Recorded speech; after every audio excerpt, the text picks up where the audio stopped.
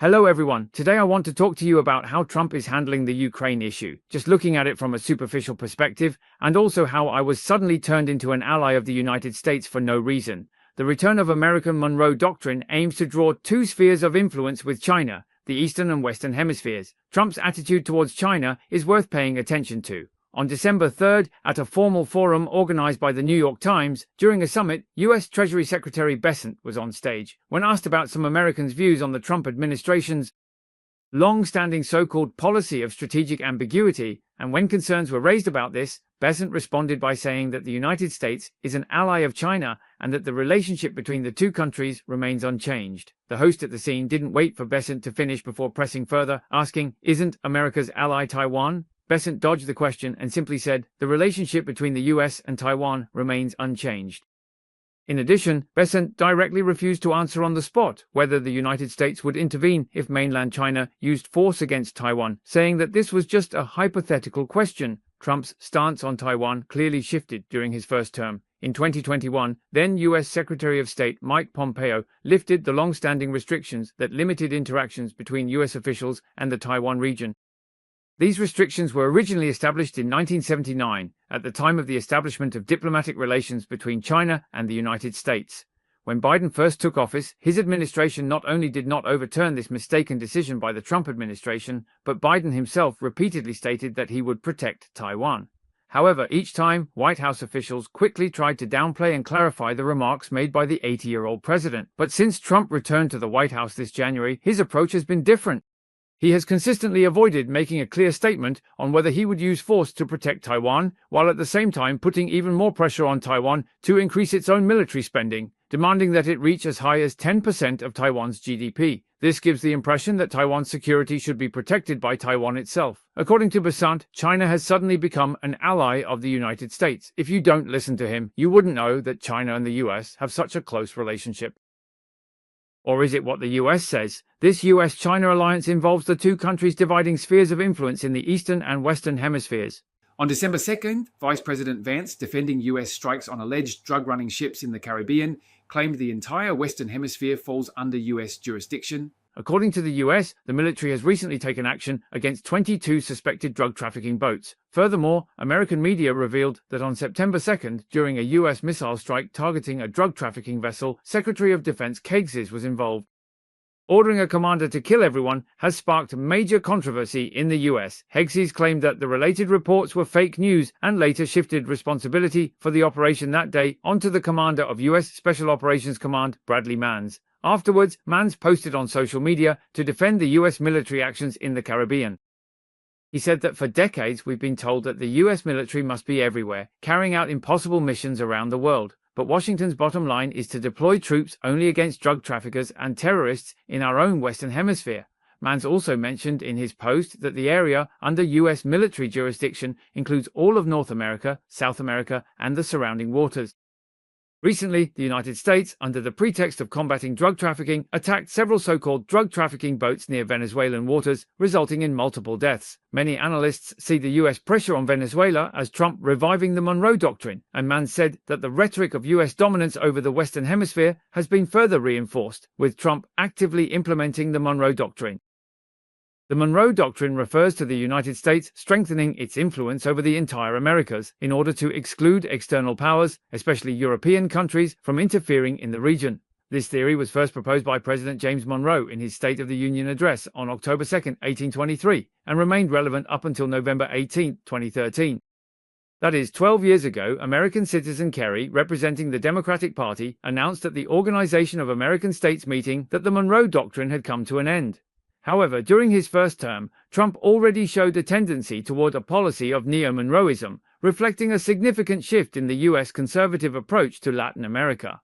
In September 2018, Trump declared at the United Nations General Assembly's general debate that the Monroe Doctrine was an achievement. This year, during Trump's second term, the United States has continued to take unilateral actions in the Latin American region, and some analysts have said that these actions are essentially a return to the Monroe Doctrine, marking a resurgence of interventionist policies by the US in Latin America. To sum it up, First, the Democratic administration proposed the pivot to Asia in 2009 and subsequently tried every possible way to draw in Asian countries, such as India, the Philippines, and Vietnam, to contain China. But now, Trump is advocating for the Monroe Doctrine, which stands in contrast to the Democrats' pivot to Asia policy. Second, interestingly, since the US can't outcompete China in the Asia-Pacific, it has divided the world into Eastern and Western hemispheres. America leads the West, China leads the East, essentially carving out spheres of influence. The US no longer focuses on pivot to Asia as its main strategy. This new vision of America emerged from this context.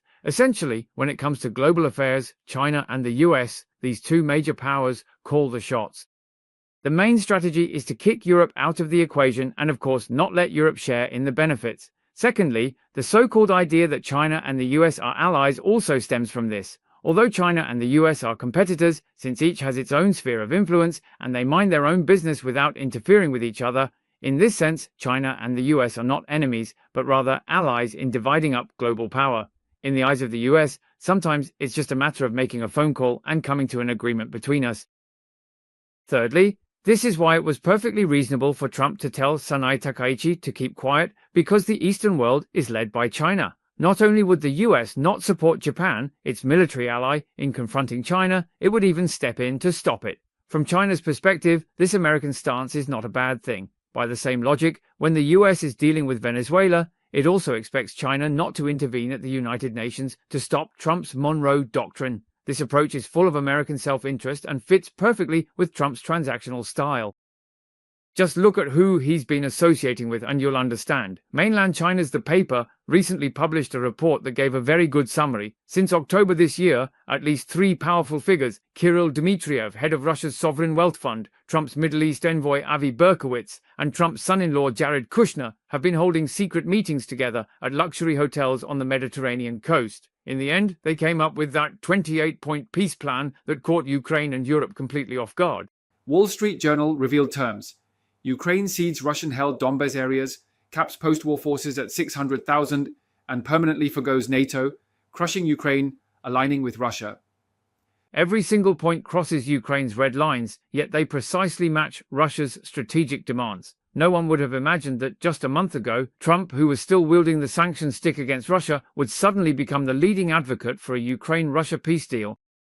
At least it was initially set at 28 points. What's really intriguing about the peace plan is that after the US stock market talks in November, a new 19-point plan was suddenly put forward, quietly relaxing the restrictions on the size of Ukraine's military and shelving all of Russia's core concerns, like the status of Donbas territory and NATO membership. Russia then expressed its opposition, questioning why the terms of a secret agreement that had already been settled could be changed. Polish Prime Minister Tusk's comment at the EU meeting hit the nail on the head. He said all of this isn't about peace, it's just about business. The US is indeed only looking at which side offers better business terms, and that's the side it leans toward. This is the art of the deal, Trump style. Ever since I started looking into this, Russia has had a slight upper hand because it holds something the US wants. Trump keeps switching sides, maybe just to get the best possible deal. Behind the negotiations is a benefits package tailor-made by Putin for Trump, negotiated by the head of Russia's sovereign wealth fund, who was involved in drafting 28 treaty proposals. But Dmitriev is the key operator here. This Harvard and Yale Business School alumnus is a Goldman Sachs elite. He really knows how to speak the language of American dealmakers.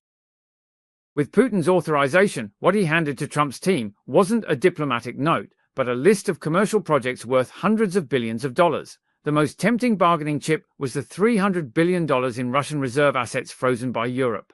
Putin directly proposed letting American companies use this money for US-Russia investments and even to take the lead in rebuilding Ukraine through US-Russia cooperation to make money. In effect, this would mean Russia proactively offering the money frozen by Europe straight into America's pocket, with certain conditions attached. Recognize Russia's de facto control over eastern Ukraine. The American business community has also long been quick to react. They don't know when a peace agreement will be reached, but they've already made their move ahead of time. For example, a senior vice president from the giant corporation RX, ExxonMobil, Zheng Zhengji, went to Qatar to meet with the president of the Russian oil company. This was to pave the way for returning to the massive Sakhalin-1 project in Russia's Far East. At the start of the Russia-Ukraine conflict 2 years ago, ExxonMobil had to withdraw from this project, suffering heavy losses. Now, they're looking to get back in. In addition, Trump Jr.'s friend, Trebek, is even more direct. He's eyeing a 9.9% stake in the Arctic LNG project of Novatek, Russia's second-largest natural gas producer, just waiting for the US to lift sanctions so he can act immediately.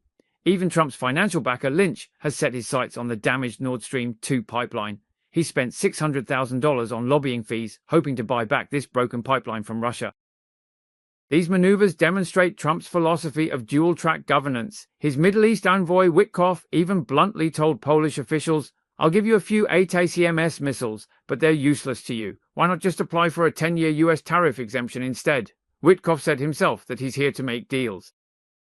To Polish officials, hearing these words was hardly any different from the US directly betraying them. After all, within Trump's team, the territorial sovereignty of Donbas is worth less than Siberia's rare earth resources, and the sacrifices of Polish soldiers can't compare to the investment returns American companies get in Russia. Mainland Chinese self-media Xun Video described it this way. They said Russia played this game brilliantly, knowing that Europe would not easily return the $300 billion in frozen Russian reserve assets.